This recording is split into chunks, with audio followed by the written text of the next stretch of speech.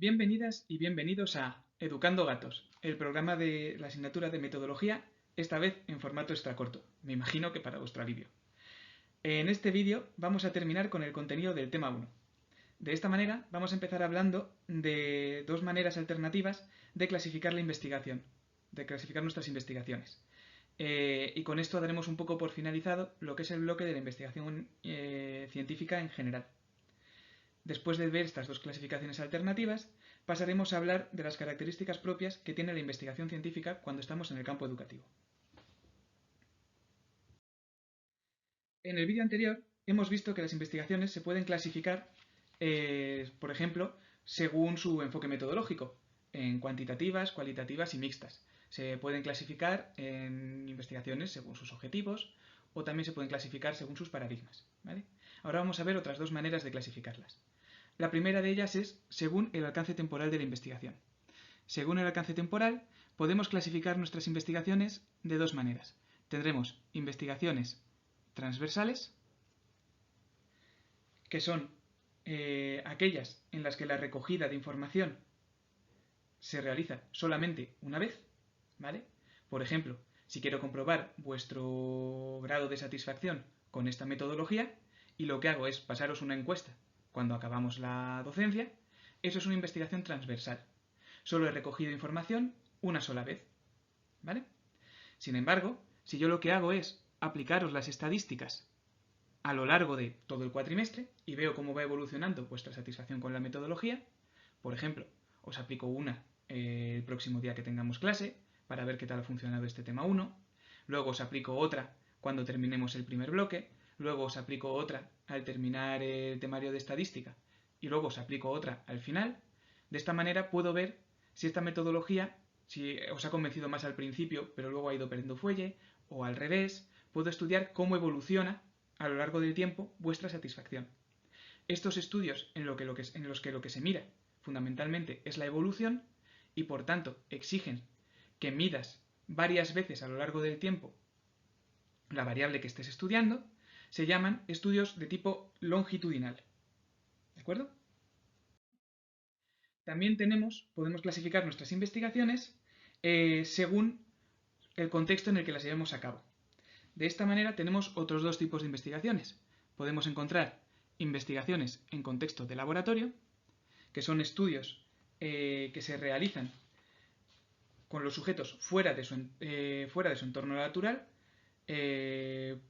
Por ejemplo, me llevo a un grupo a una o a varias de vuestras compañeras o compañeros al despacho y allí os pregunto qué os parece la asignatura, cómo os estáis sintiendo con esta metodología, hacemos una entrevista sobre eso, o hago una observación en la que el sujeto está en un laboratorio, o lo que sea, ¿vale? Pero lo hago fuera de un sitio donde naturalmente podría encontrar a esa persona.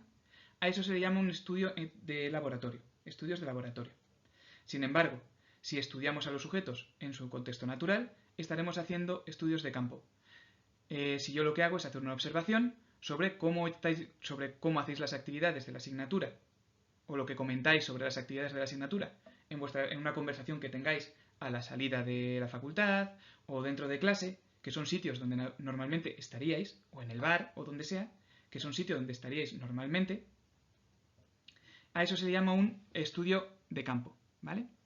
Por tanto, para distinguir estudios de laboratorio de estudios de campo, en lo que nos estamos fijando es en qué contexto, en qué sitio, en qué lugar estamos llevando a cabo, en qué contexto estamos llevando a cabo nuestra investigación. ¿Vale? Bien. A modo de resumen, aquí en esta tabla tenéis un poco las distintas clasificaciones que hemos estado viendo para investigaciones. Hemos visto que las investigaciones pueden tener como finalidad o generar teorías o ser aplicadas y por tanto generar una innovación. ¿Vale? Hemos visto que según sus objetivos podemos tener objetivos de tipo no experimental, cuando lo que queremos es describir, relacionar, explicar, hacemos investigaciones no experimentales, o pueden ser de tipo experimental, cuando lo que queremos hacer es predecir o controlar el fenómeno. Sobre esto vamos a profundizar bastante cuando lleguemos al tema 2, porque dependiendo de cuál es nuestro objetivo, tendremos que optar por diseños experimentales o no experimentales.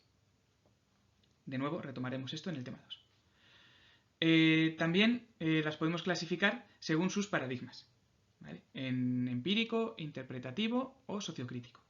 Los podemos clasificar según el enfoque metodológico en cuantitativas, cualitativas o mixtas, según su alcance temporal, como acabamos de ver, en transversales y longitudinales. Y según el contexto del estudio, en investigaciones en contexto de laboratorio o de campo. ¿De acuerdo? Bien, vamos a hablar de la investigación educativa. En los siguientes minutos vamos a hablar de qué características propias tiene la investigación que desarrollamos en el ámbito educativo. Muy bien. Lo primero que vamos a hacer es ver cómo podemos definir investigación educativa. La investigación educativa consiste en aplicar el proceso organizado, sistemático y empírico que sigue el método científico para comprender, conocer y explicar la realidad educativa como base para construir la ciencia y desarrollar el conocimiento científico de la educación. En otras palabras, consiste en aplicar el método científico en el campo educativo, para investigar dentro del campo educativo. ¿De acuerdo? Bien, es bastante de cajón. De acuerdo. Como decíamos en el vídeo de los paradigmas, las ciencias sociales y, por tanto, la educación, consiste en un objeto, el proceso educativo, constituye un objeto de estudio que resulta complejo, ¿vale? Cambiante y dinámico. La educación, el proceso de enseñanza-aprendizaje, es un proceso muy complejo, donde intervienen muchísimos factores y que además cambia con el tiempo, constituye una realidad dinámica. Los factores que influyen en la educación cambian a medida que va cambiando también la organización social y nuestros valores como sociedad. Y por tanto, pues nuestro desarrollo como individuos. ¿De acuerdo? Esto provoca que investigar en este campo sea un proceso complicado, ya que se trata de fenómenos complejos donde influyen muchos factores, como hemos visto. Además, este conocimiento resulta muy difícilmente objetivable. Tened en cuenta que habíamos hablado de que el conocimiento científico, una de las ventajas que tiene es que resulta objetivo. Tú puedes hacer cosas objetivas, no hace falta que te crean, porque pueden repetir tu experimento y comprobar que se obtienen los mismos resultados. Claro, cuando estás en el campo educativo, muchas veces es difícil realizar este proceso. Es difícil contrastar los resultados de las investigaciones, porque no puedes hacer la misma investigación exactamente igual dos veces. No puedes repetir con los mismos sujetos, puedes buscar sujetos con las mismas características fundamentalmente, pero siempre va a haber pequeñas variaciones que van a dificultar obtener los mismos resultados. Si yo hago un experimento aquí en España y lo repite alguien en Francia, en América, en cualquier otro contexto cultural, es ya solo por el hecho de cambiar el contexto cultural, seguramente eso vaya a afectar a los resultados. Por tanto, no pueden contrastar mi experimento porque no lo pueden realizar exactamente con las mismas características. Entonces resulta difícil objetivar, realizar investigaciones dentro del campo educativo. ¿Vale? De acuerdo. Esta complejidad hace que la investigación educativa se afronte también de manera multidisciplinar. Es decir, dado que es un objeto muy complejo en el que influyen factores procedentes de muchos aspectos, factores sociales, factores individuales, etc., esto hace que la investigación en educación se aborde muchas veces desde una perspectiva multidimensional, donde intervienen muchas otras disciplinas.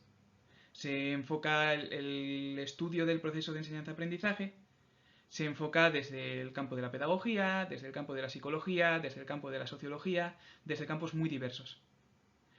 En el caso del proceso educativo, de la investigación en educación, muchas veces el conocimiento se produce por acumulación, ¿vale? Y siempre el conocimiento que se produce está en situaciones revisables. Puedes alcanzar grandes acuerdos, pero lleva mucho más tiempo que en otras disciplinas de otros campos, ¿vale? Si hacemos el mismo experimento 30 veces a lo largo de un montón, 3.000 veces o 1.000.000 de veces a lo largo de mucho tiempo, con sujetos con características personales similares, pero que van a ir difiriendo, aunque difieran en algunos apartados, obtenemos resultados que son similares, solo ligeramente diferentes, a partir de ahí se pueden ir construyendo grandes leyes. O vas construyendo un conocimiento que alcanza cierto grado de objetividad. Pero resulta un proceso largo y complejo. ¿De acuerdo? Bien, pues hasta aquí lo que sería el contenido del tema 1. ¿De acuerdo? A continuación trabajaremos de manera casi paralela, iremos trabajando lo que es búsqueda de información y citación, y el bloque empezaremos ya con el tema 2, con el bloque de el proceso de investigación. Iremos viendo las fases que componen el proceso de investigación científica, qué pasos hay que hacer en cada una, e iremos abordando ya el trabajo grupal, ¿vale? En el cual tendréis que diseñar un plan de investigación, detallando cada una de estas fases. Muy bien, nos vemos en el próximo vídeo.